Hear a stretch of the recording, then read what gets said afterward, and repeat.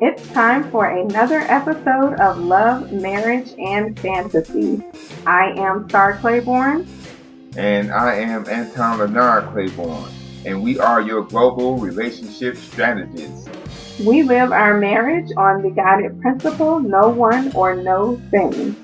So, take some time, listen, as we make sense of all of this.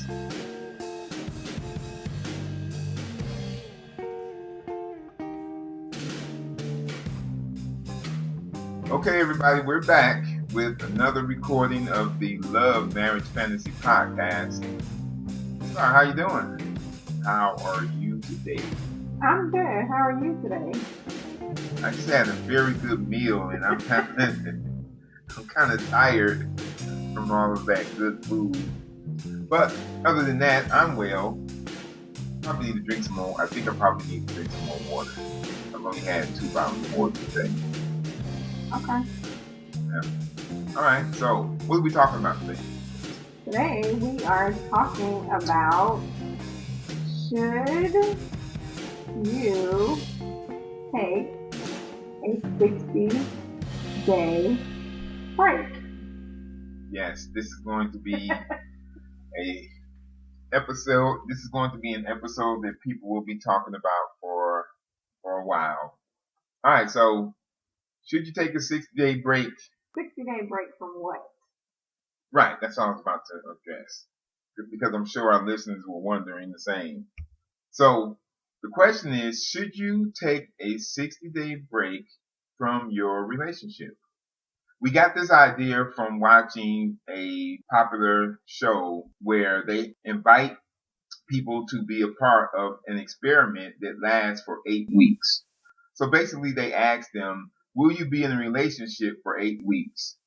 With the hopes that at the end of the 8 weeks, you will be married to this person that you've been with for 8 weeks. Okay, so we decided we would flip that and ask people who are already in a relationship, would you be willing to take a break from your relationship for 8 weeks? So that's what we're going to talk about today. So Star, do you think you know anyone who would be willing to take on this challenge? To take a break from their spouse? Yeah. All right, so now let's lay down the ground rules here. I'm sorry, because spouse, or are they just dating? Spouse relationship, meaning they are committed. Relationship? A committed relationship. Okay. All right, so that includes marriage and common law or whatever terms they want to use. Boyfriend, girlfriend. I think I know committed some relationship. I think I know some people who would be willing to do it.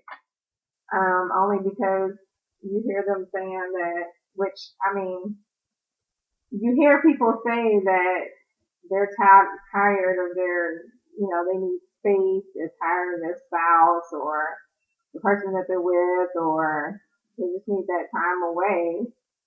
But I do think there are people who would do it. So then let's talk about the rules of this, right? So will it be one of those things where, that how that saying is, what happens in Vegas stays in Vegas? Meaning, whatever you do during that time you're on this break or during this separation, it stays in that period. You can't bring anything home with you that's connected to what happened during those 8 weeks. Or should the rules be, you can only do things such as going anywhere you want without informing your partner? Or should the rules be, you can do anything you want intimately with anyone? So there's 3 options. Well, I think first, okay, so let me go back to let me talk about me, because Okay. I can't really talk for anybody else. All right. But taking a 60-day break from a serious relationship and a commitment, if you're taking a break, you can do whatever you want to do. Okay? If you're in a relationship and you say that I want to take a break, I'm first in my mind, I'm like, you're not committed, because committed is you're going to sit and work things out and figure out what it is, right? Now, if both of you decide that you just want to do this for fun, just to, I don't know, open up something else in your relationship, then by all means go for it. But when you're talking about taking a 60-day break from your relationship, most people, the first thing that goes to their mind is probably this is just like a separation if you're married, right? So what do you do in essence, and what do you do in the case of a separation when you're getting separated, even though you're still legally married? Versus what do you do when you say I'm taking a break from you, but we'll be back together in 60 days? What is the purpose of what you're doing? That's what's going to identify what you can do when that happens, right? Okay. So are y'all having problems? Or are y'all trying to add something else to the relationship that y'all trying to explore? All of that is going to decide what this 60-day break is like. But should you is totally up to the couple. That's something that the couple has to decide. But I personally feel like if there's a problem, it has to be. I, I don't even think I could take a separation. Like a commitment is a commitment in a marriage. You're committed, you're going to figure it out. We don't need a 60-day separation to figure this out, because 60 days is not going to be enough for us to figure out whether or not we still want to be together. Okay. I think maybe 60 days would be enough to help their relationship grow stronger. I say that because I know from past relationships being, and this was nothing against people who are in. I'm not speaking against people who are dealing with long distance relationships right now, but I know from past experiences, being away from my girlfriends at that time, it actually helped me to miss them. Like it made me want to be around them. It made me want to be, hurry up and get back home, so that I can spend time with them. So I'm saying that to say there could be a plus side that comes from the 60-day separation. And again, I think that's going to depend on every couple. It depends Right. on why you are taking that separation. If you know being away from the person you're with is going to make you want to be around them more, and that works for y'all, perfect. But the thing is, you don't know. That's the whole thing. So then the question should be, are you willing to try a 60-day separation without knowing what the outcome may be?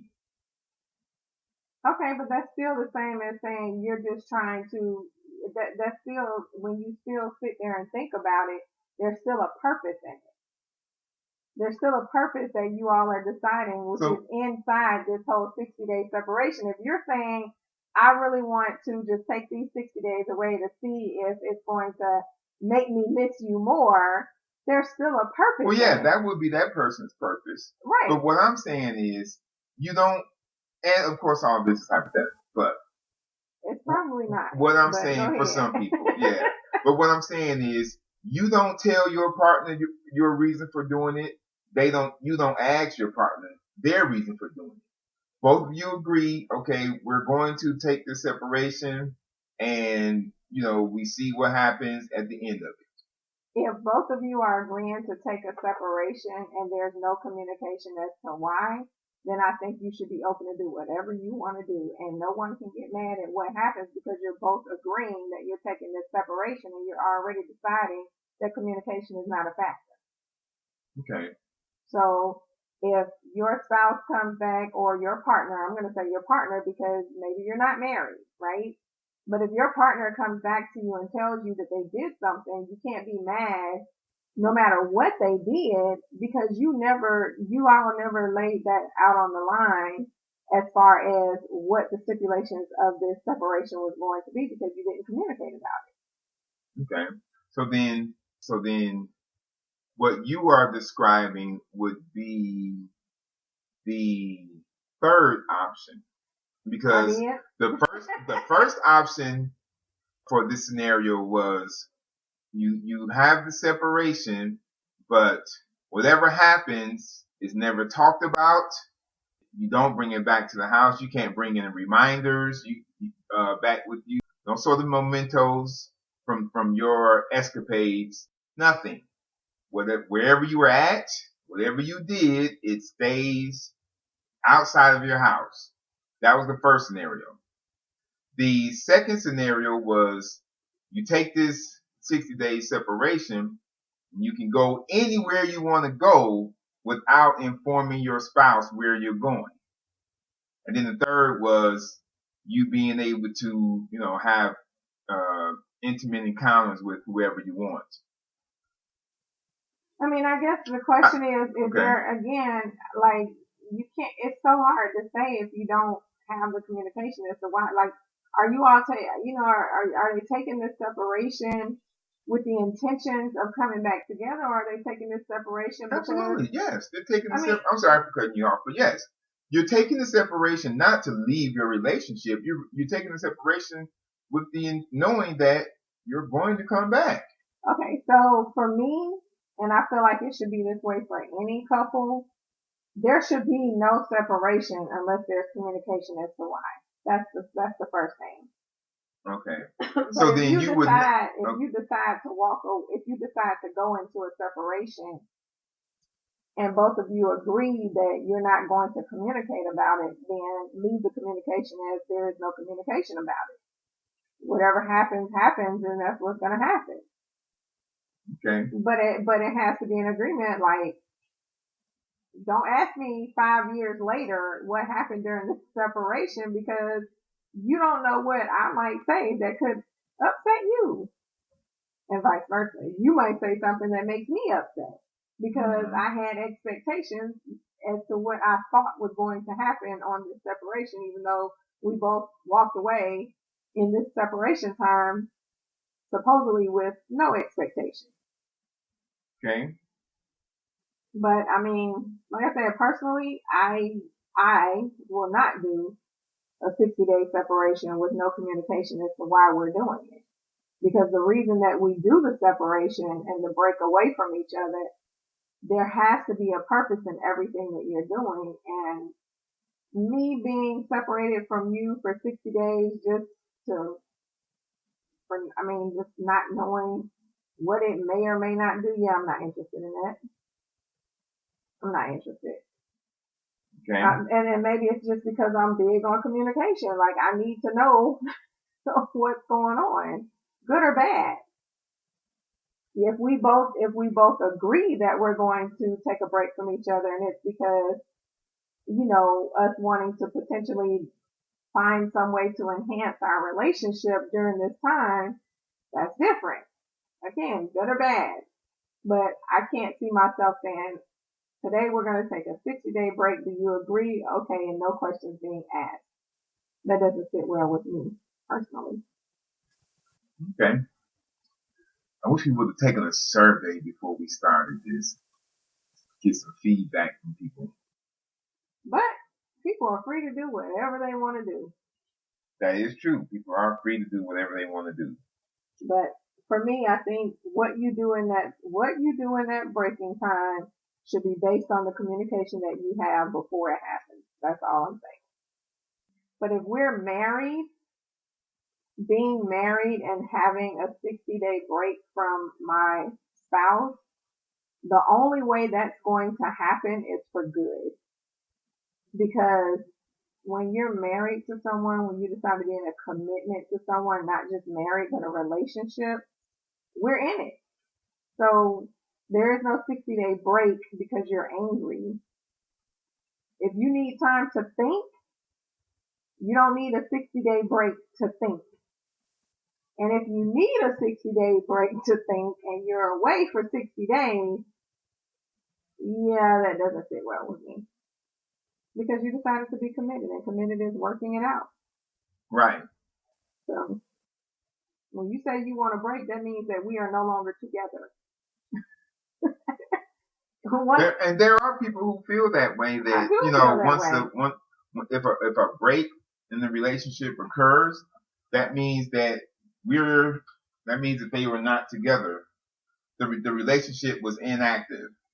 during that break. And I guess, but then there's other people who feel, if we separate, we're still together. Well, and I guess that's, this is going to be very interesting for people who have been married and went through a separation, but never got legally divorced and potentially came back together, right? Right. And I know at least 3 couples who are married and they went through a very long separation. But when they went through that long separation again, married or not, you basically just told me that you need a break, meaning that you don't want to see me, you don't want to be with me. So am I free to do what I want to do? Yes. Because I agree. That's what you decided. You decided you needed a 60-day break. What do you need a 60-day break for? Right. We're committed. That means we need to figure it out. Well, I think that men would have more of a problem with doing something like this than women would. Like, I think that men would be a little more hesitant on agreeing to something like this. I think that only because most men can't handle the idea of their wife being with another man.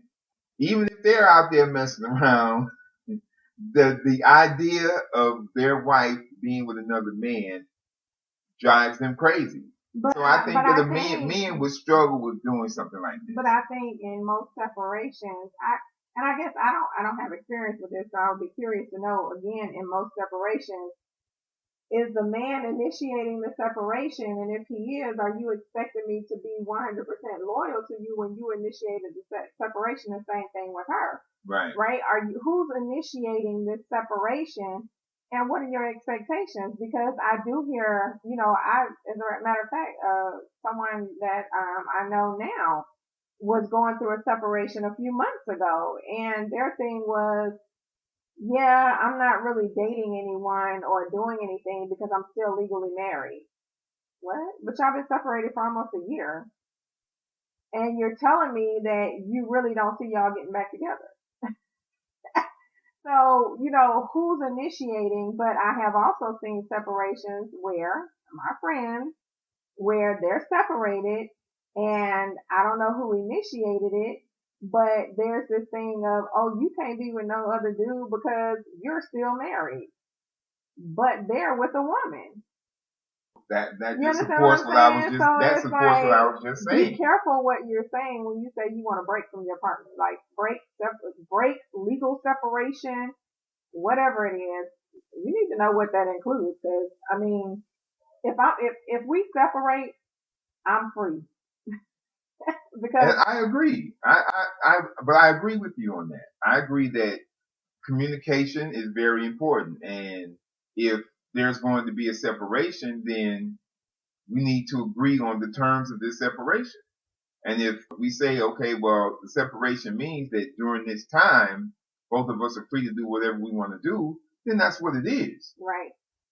But again, going back to the original 60-day break, what do you need a break from?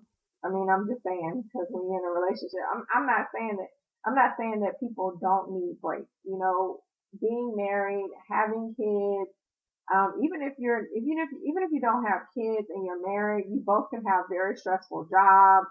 You could have family issues going on.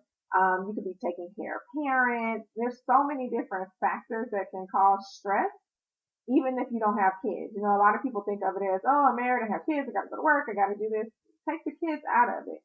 There's still a lot of things that cause a lot of stress, and you still have to be mindful that your partner needs time, right? But needing time is not needing a 60-day break. And if you are helping your partner and you are really trying to understand the emotions that your partner is going through, I would hope that your partner wouldn't need a 60-day break. At least not without you. Right. Because even if the stress starts to subside and they're like, you know what, I'm glad this is over, I just need a break away. Okay, take a couple weeks. But do you really truly need 60 days without being around that person who should have been supporting you through this process? Well, Everybody's different. So, yes, everybody is different. I think if a couple agreed to something like this, well, no, I'm sorry, I never mentioned which one of those options would be most effective. Okay, so going back to the options, right? Number 1, 2, or 3. I think if a couple were to agree to something like this, they should go with option number 1, where whatever happens, happens, and you never talk about it, you never bring it up, and you never allow it to come into the house. That sounds good in theory, but if they get back together, what's the chances that they will never bring it up? That's the question, because that's how people's mind and their emotions play on them. You can say that just like people say, I don't want to be in a relationship. I just want to, have sex, or I just want to have a partner. And then all of a sudden they catch these emotions. You understand what I'm saying? Yes. So you taking a 60-day break and you're saying, you know what, do what you do, I do what I do, and we never talk about it. That doesn't mean that it's never going to come up if you're in a committed relationship. You can say that, but you're also putting yourself at risk if you know that you can't handle that. Because there are a lot of people that can say that, but that's not really what they can handle. Right. And you never know what could trigger that question down the line. Let's just say, okay, whatever happens, happens, and we decide we're going to take a 60-day break. You meet a female, right? And I don't know what y'all did. Y'all may have done nothing. Literally, like just talked, right? But you and I are out and she walks up and she starts talking to you. Just on casual conversation. In my mind, I'm probably thinking, well, dang, when did you meet her? Especially if she walks away and you don't tell me. So is that going to trigger a conversation that's not necessary? It's going to be that if, being a honest person, it's going to be, oh yeah, when we took that break, I met her, we had some interaction or we had a conversation. Okay, you can say you had a conversation, but then the female's mind, where is it going to go next? Well, dang, did he do this? Did he do that? So are they really, where's the honesty level with yourself when you say it's just going to be whatever? Do whatever, because you don't know what down the line is going to trigger you to start asking questions about what really happened, and then all of a sudden it has a negative effect on your relationship. Well, then to avoid something like that, both of you would have to agree that you would have to go with the first option and stick to it, no matter what. You know what? I disagree. I think it should be a you can do whatever you want to do type situation. But I think when you come back together, you need to go ahead and have that conversation about whatever was done. Because that way nothing can come up down the line, just out of the blue. And we know that happens. There's a lot of things that trigger things. And you don't know if it's going to happen at all. People change. So I feel like, I guess the best thing to do is if you're going to do it and you say, you know what, whatever happens, happens, you're already in that moment of whatever happens, happens. So when you get back together, you go ahead and put out on the table whatever happened. That way, it's already out there because you're already in this space of that break. You're already in the space of the breaking coming back together versus being in the space of breaking, having whatever happen, you come back, everything is great, and then later down the line, something comes back up. Well, there's nothing left to surprise you. I understand what you're saying. However, I know some couples, and okay, let me just speak on this for a moment before you come in with what you have to say. Like I mentioned, there are some men who are uncomfortable with the idea of their wife being with another man. Okay. There are some women who are uncomfortable with knowing everything their husband has done. Oh, I would agree with that. But they just don't want to know. And they don't want to know because they feel like whatever he did when he was away, it doesn't affect them. And so as long as he's doing his part to please her and satisfy her, she's not concerned about what he did. Okay, so what you're saying is that if there's a separation, it's okay that you find out 2 years down the line of something that your partner has done. when you all decided to take that separation. That's okay for you, even though it's the same thing that you would have said was going to happen when y'all came back together. But now you have no idea. It just came out of nowhere. I'm just saying. No, I'm saying there are some women who feel that way. They feel like, okay, well, and I know that this has happened where when something did come up, resurface, she told him he needs to take care of that. Their relationship is still going strong right now. So, and again, that's that. But what I'm saying is that's the whole idea of being honest with yourself. If it comes up later, are you able to handle it later? Because again, there's those trigger points that happen when you're coming back from this break potentially, right? Months down the line, when you initially said, "Oh, it's gonna be okay," but then you find out, especially if you go through a break and there's no communication about it and you didn't do anything but he did, or you didn't do anything and she did, right? That's when real tension comes, because they may or may not be honest with themselves, like, dang, I didn't go and do nothing, but you did this, even though in the beginning they're like, whatever you do is whatever you do, right? okay, but and you make a good point, but if you decide, not you, but I'm saying if one of the two decide not to do anything during this break, that's their choice. That's their choice. I agree.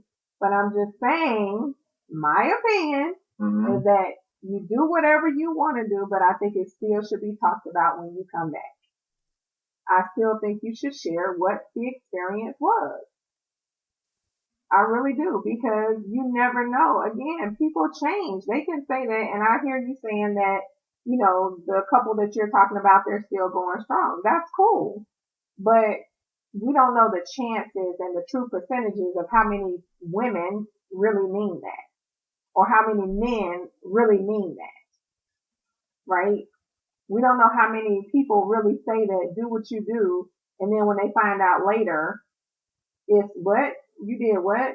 No, right. No. You said we could do, I know, but I didn't think you were going to do that. Right. Well, but you said, and then all of a sudden now there's this argument. Right. There's this issue. But okay. Later down the line, that was never supposed to happen. Right. So, if something like that were to occur, it would be a good thing, because then you will be forced to talk about those insecurities that you have regarding your relationship. You could, but if you want to save your relationship, you will be forced to talk about those insecurities, because for a person to find out, okay, we were married, we took a break, but then you did all these things, but I didn't do anything, and now, I'm finding out that you did this, that, and the other. I'm shocked. I can't believe you did that. Okay. At that point, you would have to say, "Hey, okay, why are you upset?" I agree, but also that same conversation. Let's talk about this. But that same conversation can happen when y'all come back. So if there are any issues, you don't have to bring it up 3 years later to cause a whole another situation that could have been avoided. Because think about this too. You talk about it now, you talk about it in the present, and you leave it in the present, right? If you let it go, and let's just say some things have occurred on either one of their behalf. Some things have occurred that were not so good. And then all of a sudden it's that comes up. Well, that could just be adding fuel to some fire that's already there, or that has been established since the break. You never know. And so now it's something that, again, could have been talked about and should never be brought up again, because you talked about it then and in the present when it was happening, versus it potentially, and I'm not saying it will come up, just saying to alleviate or even avoid the opportunity for it to come up later, you're already talking about it in the present after it's done. Okay, so then the best scenario would be to discuss, as a couple, if you decide this is what you want to do, you discuss the terms. But in those terms, you should say, after the end of this break, we are going to reveal everything that we did, That's so what there I won't say. be any issues. That's what I say. But the best scenario before that would be the purpose. Like, I still feel like the best scenario is having a purpose, not just saying, I mean, I don't, Not just saying, let's just do it just to see what's going to happen. yeah, I'm not feeling that. Like, I'm not trying to just do something to be away from you just to see what's going to happen. Like, I can be with you and just see what's going to happen. You know what I mean? I can walk out the door and just see what's going to happen. Well, no, you can't. But, Because yeah, I can walk out the door because and just see what's going to happen. if we walk out the door together, right? And Yeah, a woman smacking sees me, and she sees me as this attractive man, she's not going to try to talk to me while I'm with you. I said I can just walk out the door. I, not we. I. You can just walk out the door. If she doesn't see me with you, she will try to talk to you if she finds, well, she may not, but if she finds you attractive, she could. The point I'm trying to make is the best case scenario is there is a purpose. There is no separation with no purpose. I personally am not trying to have a 60-day break from my husband just to say, let's have a break. Okay. Why?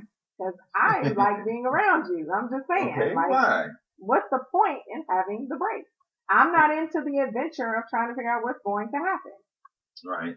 So I think there should be a purpose in everything you do. There should always be a purpose. And I do feel like there's a purpose in everything people do. They just don't realize there's a purpose. So even if you say, let's just see what's going to happen, what's the purpose in that? Let's just see what's going to happen, because there's still something. The purpose. There's still something deeper behind the scenes of let's just see what's going to happen. Like, there's something going on in your head, and there's a deeper purpose than let's just see what's going to happen. That is the purpose, to see what's going to happen. Okay, well, it's an experiment, just like people getting married without knowing this person. They marry this person just to see what's going to happen.